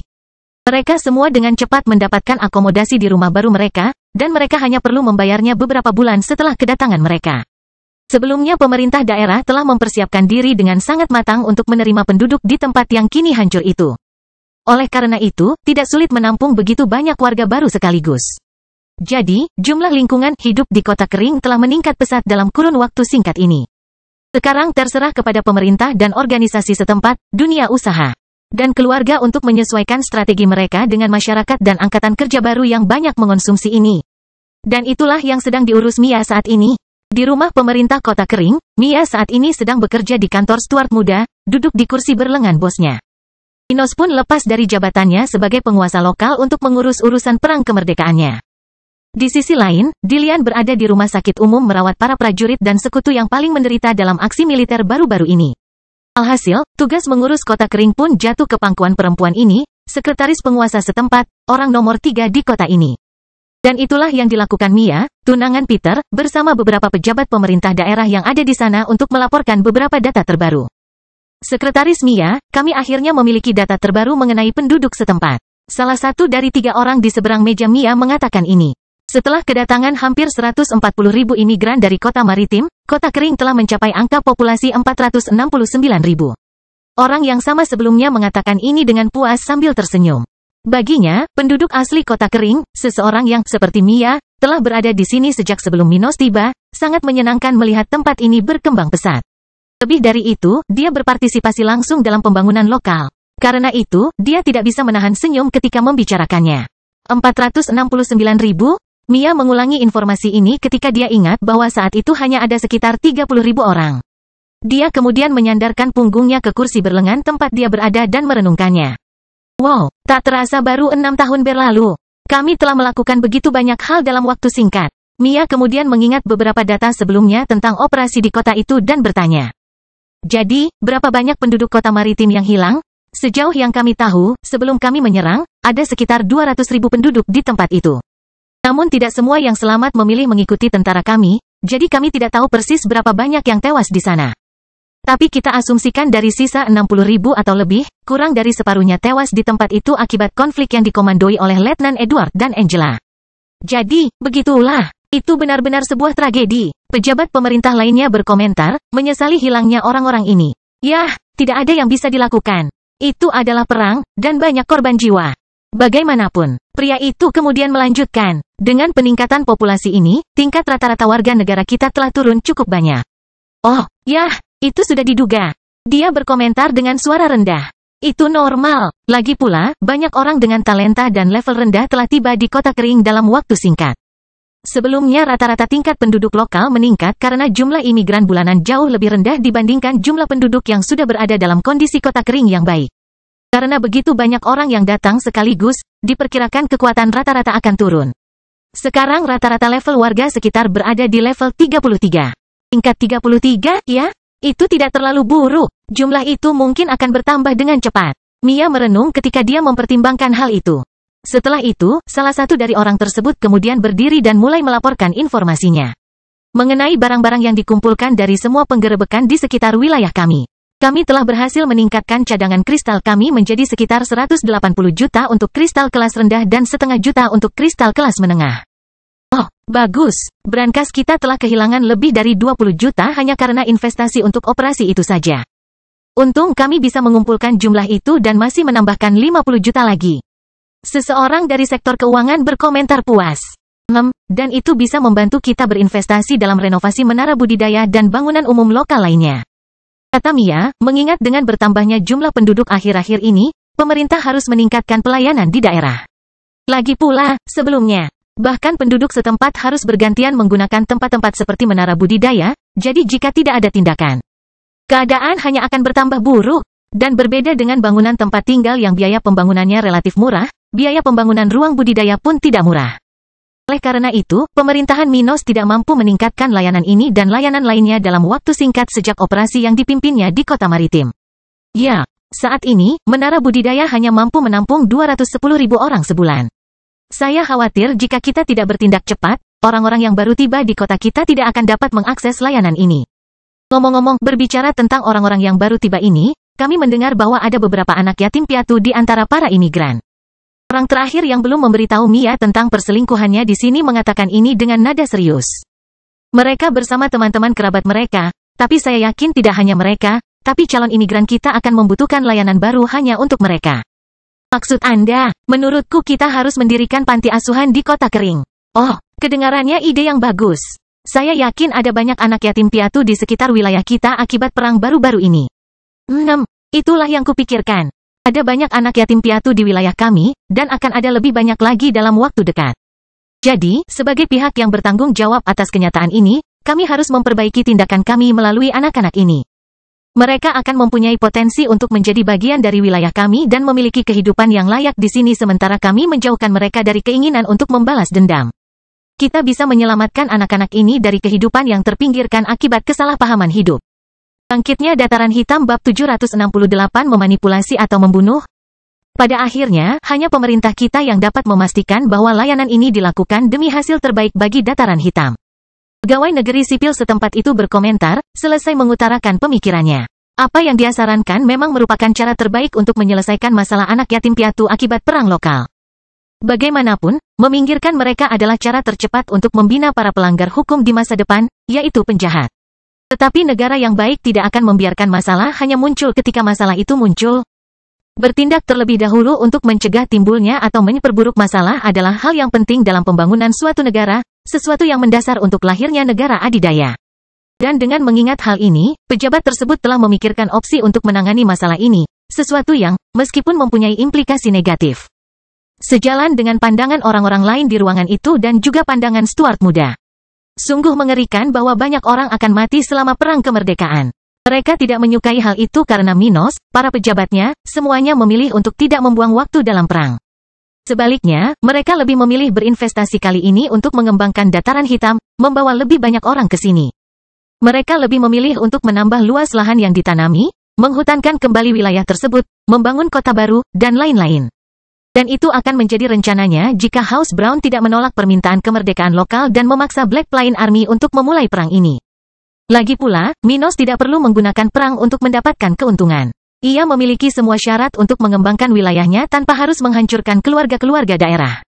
Sayangnya, dia tidak memiliki kekuatan untuk menakuti orang-orang paling rakus di wilayah itu dan, karena itu, terpaksa berperang. Dengan begitu, jatuhnya korban jiwa, tragedi perang, tidak bisa dihindari. Namun yang lebih buruk dari banyaknya kematian yang akan terjadi, bagian paling kejam dari kenyataan ini adalah apa yang akan terjadi pada anak-anak, keturunan dari mereka yang terbunuh. Orang-orang seperti itu akan kehilangan dukungan terbesar mereka, mungkin beberapa orang yang benar-benar tak tergantikan dalam hidup mereka. Namun, meski tidak menginginkan hasil ini, Minos dan prajuritnya tidak akan mengurangi tindakan mereka. Mereka tidak akan berhenti melenyapkan musuh-musuh Dataran Hitam. Itu mungkin mengerikan bagi anak-anak korban perang, tapi mereka di sini tidak berjuang untuk hal-hal yang tidak berguna. Kebalikannya, mereka mencari kebebasan, keamanan keluarga. Apakah mereka harus menyerahkan nyawanya hanya karena tindakannya akan merugikan orang lain? Apakah bijaksana untuk berlutut di hadapan musuh yang secara historis hanya mengeksploitasi wilayah dan bawahannya? Bolehkah mati demi orang asing yang mungkin tidak mereka kenal dan tidak akan pernah mereka temui? Tidak, itu tidak akan terjadi. Sangat disayangkan bahwa banyak orang harus mati. Bahkan lebih banyak lagi orang yang harus menderita akibat negatif perang. Tapi pasukan Minos siap membunuh setiap orang yang menentang mereka. Tidak peduli siapa yang terluka, mereka lebih memilih tidak berperang, namun karena terpaksa. Mereka akan membantai musuh tanpa ampun dan bahkan mengambil kesempatan untuk mendidik anak yatim piatu akibat perang. Sungguh kejam membayangkan bahwa banyak dari anak-anak ini akan dibesarkan oleh pihak yang bertanggung jawab atas kematian kerabat mereka. Tapi ini adalah respon terbaik dari pemerintah Kota Kering untuk memberikan kesempatan kepada orang-orang ini. Atau mungkin lebih baik menyembelih anak saja? Bunuh seluruh keluarga? Menurut mereka tidak. Oleh karena itu, setelah mendengar usulan pria tersebut, tidak ada seorang pun di kantor tersebut yang tidak setuju dengan usulan tersebut. Meskipun terdapat fakta bahwa pemerintah akan memanipulasi sejarah yang dapat diakses oleh anak-anak yatim piatu tersebut. Dengan adanya panti asuhan, mereka dapat mendidik anak-anak yatim piatu akibat perang untuk memahami sisi buruk keluarga Brown, penyebab sebenarnya dari semua itu. Namun, pada saat yang sama, para korban tersebut akan mengetahui bahwa Dataran Hitam hanya melindungi dirinya sendiri. Dan memperjuangkan kebebasan selalu lebih menarik dan lebih mudah dibenarkan daripada memperjuangkan keserakahan murni. Oleh karena itu, sifat fakta yang ada akan membantu mereka. Di sisi lain, cerita yang dimanipulasi itu sebagian benar adanya. Tapi, pada akhirnya, melihat hal-hal seperti itu jelas-jelas berlebihan. Bagaimanapun, hidup tidak melulu tentang hal-hal sederhana seperti itu. Namun, dengan kesadaran para korban dan kenyamanan hidup serta berbagai kemungkinan yang bisa mereka dapatkan di sini. Kelompok Mia sudah berharap bahwa strategi seperti itu akan mengurangi peluang anak-anak yatim piatu untuk terpinggirkan. Mia lalu berkomentar, kami akan melakukan apa yang dikatakan Pak Derek. Kami akan menempatkan masalah panti asuhan di antara prioritas pekerjaan lokal. Itu perlu segera dilakukan. Sudah ada pengaturan mengenai personel yang akan mengoperasikan tempat seperti itu. Semua anggota staf harus menjadi prajurit Angkatan Darat, di antara mereka yang paling berpengalaman dan loyal kepada organisasi kami. Kita juga perlu mendapatkan susunan untuk melakukan tes kekerabatan. Setiap anak yatim piatu akibat perang harus berada di bawah pengawasan penuh negara ketika orang tua angkat mereka bukan saudara tingkat pertama. Tetapi bahkan sebagiannya akan diawasi oleh organisasi kami, kata Mia sambil mengamati orang-orang yang membuat catatan tentang hal itu. Setelah beberapa saat membicarakan tentang masa depan panti asuhan di Kota Kering, dua orang tersebut meninggalkan kantor Minos, hanya menyisakan Mia dan seorang pria tua di sana. Sekretaris Mia, saya harus memperingatkan Anda bahwa saat ini, kami tidak memiliki banyak ruang lagi di kawasan lindung tembok. Dia berkomentar, mengingat fakta penting ini untuk masa depan kota ini. Oh, Mia berkata dengan heran, sambil melihat ke sisi dinding kaca kantor itu, menyadari hal yang sudah jelas. Memang benar. Tidak ada banyak ruang lagi yang tersisa. Kota Kering telah berkembang pesat dalam beberapa bulan terakhir karena jumlah penduduk yang terus meningkat. Banyak di antaranya telah dialokasikan ke area konstruksi. Oleh karena itu, sebagian besar kawasan yang dilindungi kubah tersebut sudah ditempati oleh bangunan-bangunan, beberapa di antaranya masih kosong namun siap menerima pelayanan dan penghuni. Pria itu kemudian melanjutkan, saat ini, kami telah membangun lebih dari 92% area dalam kubah pertahanan. Dan mengingat beberapa bangunan lokal dibangun dengan kemungkinan perluasan di masa depan, sebenarnya ruang yang tersisa untuk pembangunan baru hanya 6% dari total luas. Jadi, kita harus mulai bekerja dengan batasan ruang tersebut. Panti asuhan bisa dibangun tanpa masalah. Tapi kita harus mulai memperlambat pembangunan infrastruktur lokal, memikirkan untuk memprioritaskan bangunan tertentu dibandingkan bangunan lainnya. Begitu. Baiklah, kita akan menyelesaikannya. Bagaimanapun, begitu perang lokal diketahui di seluruh kawasan, saya ragu kami akan terus menerima migrasi. Jadi, menghentikan pembangunan perumahan dan bangunan komersial seharusnya tidak menjadi masalah. Mia mengatakan ini setelah memikirkannya beberapa saat. Memperlambat pembangunan infrastruktur lokal berarti berkurangnya layanan di kota. Akibatnya, hal ini dapat memperlambat perekonomian daerah. Di sisi lain, hal ini tidak akan mengubah Kota Kering menjadi rumah bagi para pengangguran. Bagaimanapun, tanaman terus tumbuh di luar kubah, dan layanan di kota pun semakin meningkat dalam volume dan pilihan. Jadi, alih-alih hanya mengurangi pasokan pekerjaan, mungkin akan ada peningkatan keterampilan pada beberapa pekerjaan, sementara pasokan pekerjaan yang lebih sederhana akan terus meningkat. Oleh karena itu, dengan tidak adanya pertumbuhan penduduk yang lebih signifikan untuk sementara waktu, Kota Kering dapat mengalami peningkatan kualitas pelayanan dan peningkatan jumlah penduduk secara umum. Dan ini akan menjadi hal yang sangat baik mengingat jika mereka memenangkan perang kemerdekaan, niscaya akan terjadi migrasi massal ke dataran hitam di masa depan. Begitu hal seperti itu terjadi, alangkah baiknya jika penduduk lokal memiliki keunggulan tertentu dibandingkan para imigran baru. Meskipun menghormati imigran, orang yang dapat memberikan banyak manfaat pada rumah baru mereka adalah hal yang baik, namun menghargai mereka yang dapat berpartisipasi dalam momen paling menentukan dalam sejarah baru-baru ini adalah sesuatu yang penting. Dan perubahan dalam pembangunan lokal telah memecahkan masalah ini karena masyarakat mempunyai waktu untuk memanfaatkan peluang yang ada sebelum kemungkinan kedatangan ribuan imigran. Bagaimanapun, dengan pemikiran ini, mereka berdua selesai mendiskusikan masalah terakhir ini, dan berpisah.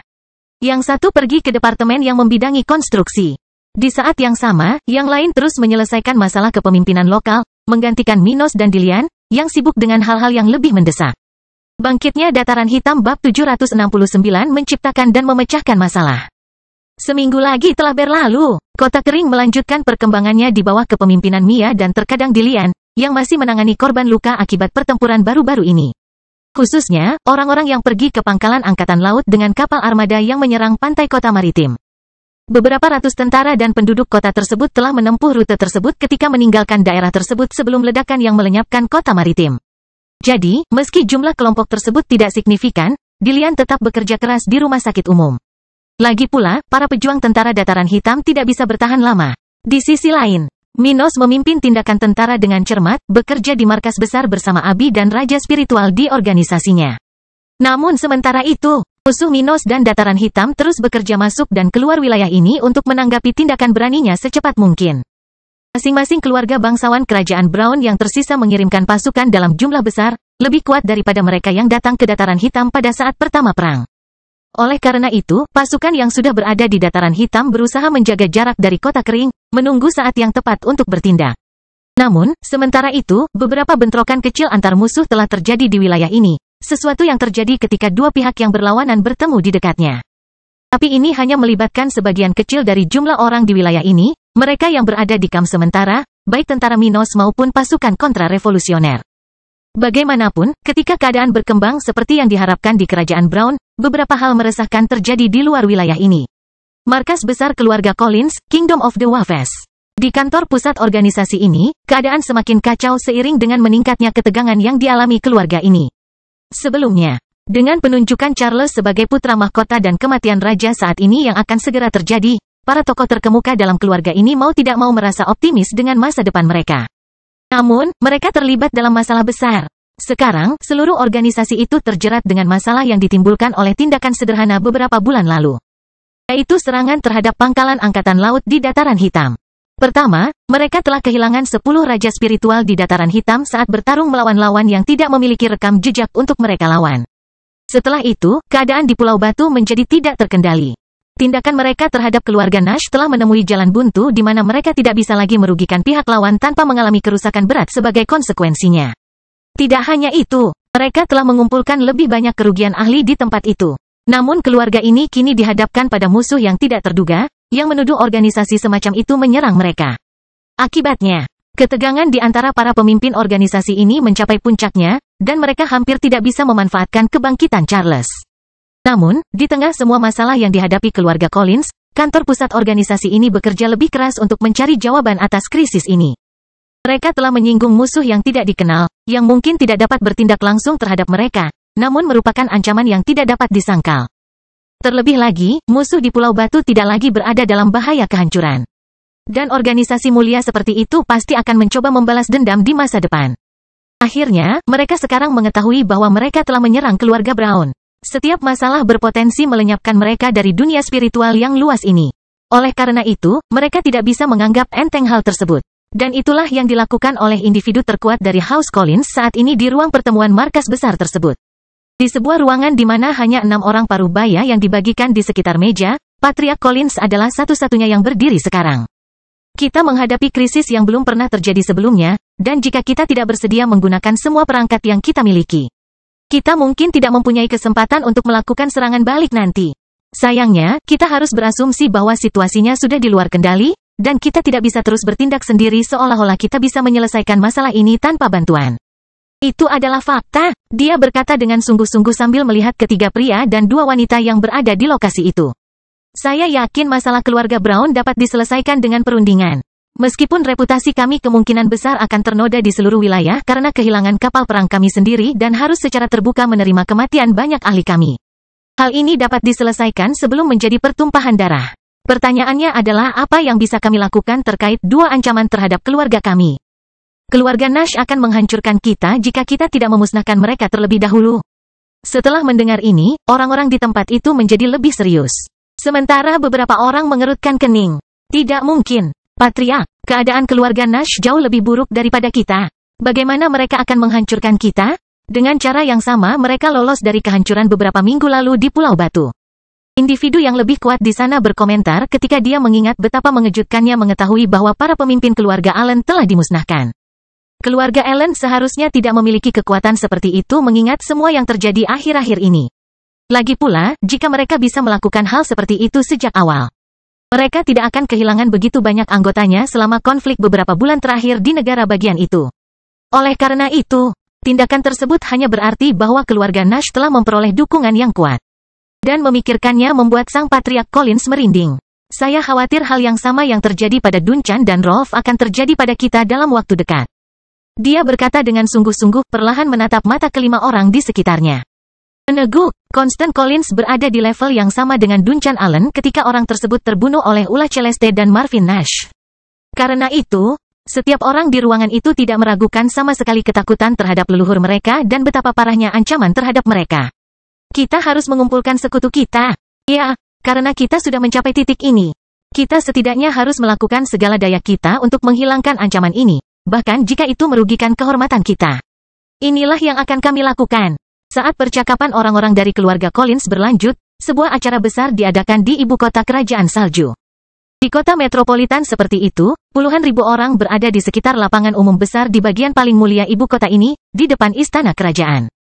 Namun orang-orang ini tidak berada di tempat yang tepat untuk merayakan hari libur umum atau menunjukkan kebiasaan budaya negara bagian ini. Sebaliknya, begitu banyak orang yang berkumpul di tempat ini untuk menyaksikan atraksi yang diapresiasi di seluruh benua ini. Atraksi tersebut tidak bisa dibilang lama, namun tak terlupakan bagi yang hadir. Di sisi lain, unjuk rasa kekuasaan sendiri dalam peristiwa semacam itu sudah cukup membuat banyak orang ikut bersukaria atas penderitaan pihak ketiga. Dan atraksi itu akan dimulai saat ini juga. Di alun-alun itu, di depan istana kerajaan, ada sebuah platform besar yang terbuat dari emas dan logam berharga lainnya. Sesuatu yang berharga bagi orang-orang yang berdiri di sisi bangunan itu. Tapi poin utama dari pertunjukan itu bukanlah tamu berstandar tinggi, tapi struktur aneh di tengah platform itu, di mana saat ini ada seorang pria yang terikat pada benda seperti itu.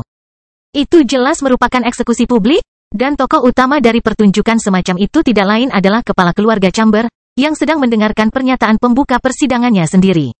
Warga kerajaan, pria di depan Anda ini, meskipun posisinya sangat bermartabat sebagai kepala keluarga dari salah satu dari sedikit keluarga bangsawan regional, telah berkonspirasi melawan kerajaan Anda. Orang ini adalah orang yang merosot yang telah menyedot nektar dari upaya yang sangat menyiksa dari banyak tawanan yang ditangkap oleh keluarganya. Melanggar banyak norma sosial yang dapat diterima di wilayah kami. Yang terburuk, dia adalah kaki tangan di balik kematian yang mulia, Alexander Snow. Bangkitnya Dataran Hitam bab 770 Kematian Kamar Patriark. Orang ini, Dean Chamber, berkonspirasi dengan Wallace Chamber untuk membunuh pembunuh kejam, dengan nama Sandis Kite, menyiksa dan membunuh yang mulia. Pangeran kedua, narator berkata dengan sungguh-sungguh ketika suaranya yang serak bergema di seluruh alun-alun melalui susunan suara yang didistribusikan di sana. Pada saat yang sama, beberapa orang di sekitar sudah memulai kerusuhan, dengan beberapa teriakan menyerukan eksekusi terhadap orang tersebut. Malu, seorang kepala daerah, seseorang yang sangat dihormati, memerintahkan hal seperti itu. Seseorang berkata dengan keras, sebelum meludah ke tanah dengan jijik pada orang seperti itu. Ceka, rosot, orang seperti itu tidak pantas untuk terus hidup. Bunuh dia. Saya senang bahwa wilayah kita tidak lagi bergantung pada keberadaan kamar-kamar terkutuk itu. Bagus sekali. Orang seperti itu pantas mati untuk membayar dosa-dosanya. Bunuh dia. Sementara teriakan tidak puas dan seruan agar Dean dieksekusi bercampur di antara komentar massa. Para bangsawan dan bangsawan menyaksikan semuanya dari tribun penonton berstandar tinggi di sisi platform eksekusi. Di tempat seperti itu, para ahli tingkat tertinggi di kota ini menyaksikan semua ini dengan ekspresi serius di wajah mereka. Banyak orang di sana yang membenci Dean dengan cara yang jarang terlihat pada orang yang hampir tidak mengenal satu sama lain. Tapi ini tidak aneh. Bagaimanapun, keluarga Snow dan seluruh kerajaan dipermalukan oleh bagaimana pangeran kedua terbunuh. Dan melihat dalang terakhir kematian itu masih hidup untuk membayar kejahatan semacam itu, banyak orang di sana mau tidak mau tetap memasang ekspresi serius di wajah mereka. Balas dendam bukanlah hal yang menyenangkan. Retribusi itu baik, tapi itu menyeratkan bahwa ada sesuatu yang hilang, seseorang telah dirugikan, kehilangan sesuatu yang penting, Dengan demikian, bahkan jika orang ini hanya tinggal beberapa saat lagi untuk membayar kejahatannya, tidak mungkin orang-orang itu terlibat dalam hal ini. Kerugian seperti itu bisa membahagiakan karenanya. Ya, mereka lega, senang bahwa mereka bisa membersihkan nama keluarga dan memperbaiki cara Alexander terbunuh. Namun ini semua dilakukan dengan penyesalan yang mendalam, sehingga mereka tidak bisa tersenyum dalam situasi ini. Setidaknya, hal itu terjadi pada sebagian besar orang yang mengalami pengalaman serupa. Dan di antara orang-orang yang mengharapkan semua ini, Raja Snow sedang duduk di posisi tertinggi di tempat itu sementara janggut putih panjangnya tergerai di pangkuannya, bercampur dengan pakaian bangsawannya. Saat ini, dia memasang ekspresi tidak aktif di wajahnya, yang menunjukkan bahwa dia tidak puas sama sekali tetapi dia tidak akan gagal menyaksikan kematian orang seperti itu. Adam Snow, level 59, adalah salah satu ahli tertua di wilayah ini, seseorang yang tidak lagi berpartisipasi dalam pengambilan keputusan paling penting di negaranya sejak penunjukan ahli warisnya. Dan karena dia tidak lagi tertarik pada keputusan duniawi di negaranya, sejujurnya dia tidak suka berpartisipasi dalam upacara seperti ini. Namun sebagai seorang ayah yang kehilangan salah satu putranya dengan cara yang memalukan dan menjadi raja atas nama negara ini, pria ini mau tidak mau harus menghadiri acara tersebut. Ia bahkan mengira itu adalah kesalahan putranya yang melakukan upacara ini, namun ia tidak ingin mengganggu cara Ambrose dalam melakukan sesuatu. Dan karena tidak banyak indikasi bahwa masalah yang ditimbulkan oleh hal ini akan cukup besar untuk mempengaruhi keluarganya, dia menerima semuanya. Saat Raja Snow menyaksikan keseluruhan pertunjukan dengan ekspresi tidak ramah di wajahnya, dia bertanya pada pemuda di sebelahnya. Ambrose, apakah kamu sudah menerima komunikasi dari keluarga Cromwell? Tidak, tetapi bukan berarti mereka tidak akan melihat ada masalah dalam keputusanmu. Tahukah kamu, Ambrose selalu mengangguk dan berkata, aku tahu, ayah, tapi aku yakin mereka tidak akan bertindak jauh demi seorang kepala keluarga yang akan segera pergi. Jadi begitu. Bagaimanapun, kamu harus berhati-hati dengan orang-orang dari kerajaan Cromwell itu. Mereka tidak akan bertindak sesuai rencanamu. Ucapnya dengan nada tegas, tanpa mengalihkan pandangan dari sosok Dean yang diikat di tengah platform eksekusi itu. Baiklah, bagaimana dengan hal-hal lain itu? Apakah kamu sudah mendapatkan hasil? Tidak, karena kami masih dalam tahap pengumpulan data. Namun kami akan segera mulai menghubungi calon sekutu kami. Setelah mendengar ini, Adam terdiam dan tidak berkata apa-apa lagi. Itulah satu-satunya hal yang menjadi perhatiannya akhir-akhir ini karena dia tahu betapa berbahayanya organisasi pembunuh itu. Dengan pengalaman bertahun-tahun, dia bahkan tidak perlu mendengar informasi yang dikumpulkan melalui interogasi Dean untuk mengetahui bahwa cambuk iblis sangat mengesankan. Namun tidak seperti pertunjukan di depannya. Melenyapkan organisasi semacam itu adalah sesuatu yang sangat dinikmati oleh pakar tua ini. Oleh karena itu, dia lebih menghargainya daripada membalas kematian putra keduanya, yang, omong-omong, tidak memiliki hubungan baik dengannya. Pokoknya tak butuh waktu lama bagi narator acara ini untuk menyelesaikan pidatonya, memperlihatkan segala tindakan tidak sopan Dean kepada publik yang hadir. Mereka ingin menunjukkan kepada warga kerajaan bahwa dengan mengeksekusi Dean Chamber, wilayah utara benua tengah setidaknya akan menjadi sedikit lebih baik. Visi mereka sederhana. Mereka membenci orang yang mampu melakukan apa yang telah dilakukan anggota keluarga Chamber selama ribuan tahun. Jadi, menghilangkan orang seperti itu setidaknya akan mengurangi jumlah pakar regional yang mempunyai pemikiran yang bertentangan dengan pandangan dunia mereka. Dengan demikian, dukungan terhadap tindakan kriminal akan berkurang, seperti contoh bandit dan bajak laut yang menangkap orang tak bersalah di jalan-jalan regional untuk dijual sebagai budak. Warga kerajaan, orang ini telah melakukan banyak kejahatan dan kami siap melunasi utangnya. Bagaimana kita harus menghadapinya? Narator bertanya kepada kerumunan yang hadir karena semakin banyak orang di tempat itu yang berteriak-teriak meminta eksekusi Dean. Bunuh orang yang merosot ini. Bunuh dia. Potong kepalanya. Tidak. Kita harus memotongnya menjadi beberapa bagian. Bunuh dia dengan penariknya. Beberapa jeritan terdengar di alun-alun itu. Sebagian besar menyerukan penarik, sejenis struktur penyiksaan yang mampu menarik sambungan utama tubuh seseorang, dan perlahan-lahan memotong-motongnya. Mendengar permintaan ini, Dean berdiri dengan tenang di kursinya, menekan rahangnya dengan kuat, sudah mempersiapkan diri untuk akhir hidupnya. Dia tidak menyerah untuk hidup, dia juga tidak ingin hidupnya berakhir saat ini. Lagi pula, mati di sini berarti dia tidak akan pernah bisa membalas dendam pada orang-orang di balik kehancuran keluarganya. Namun meskipun dia ingin melarikan diri dari tempat ini, melarikan diri ke markas Scourge of the Devil, dan kemudian bersiap untuk melawan Hayes, dia tidak akan meminta belas kasihan. Pertama, jelas bahwa pihak lain tidak akan menerima hal seperti itu, dan mempermalukan dirinya sendiri dengan hal ini hanya akan semakin mengotori nama dirinya dan keluarganya. Dan kedua, dia tidak memiliki kepribadian seperti orang yang meminta belas kasihan. Oleh karena itu, meskipun dia masih memiliki banyak keterikatan pada kehidupan dan keinginan untuk membalas dendam, dia tidak mengatakan apapun dalam persidangan ini. Paling-paling, dia menyesali segalanya berakhir seperti ini untuknya. Dan ketika dia melakukan itu dan banyak teriakan datang dari banyak penonton, suara narator sekali lagi bergema di area itu saat hukumannya akhirnya diberikan. Baiklah, narator, seorang anggota gereja spiritual, mulai berbicara sambil melihat ke tempat raja dan pangeran berdiri, kami merekomendasikan kematian orang ini oleh penarik. Ambrose kemudian bangkit dari kursi berlengannya dan berkata dengan cepat. Dalam hal ini, aku, Ambrose, dari Rumah Salju, putra mahkota kerajaan Salju, aku menghukum matimu, Dekan Chamber.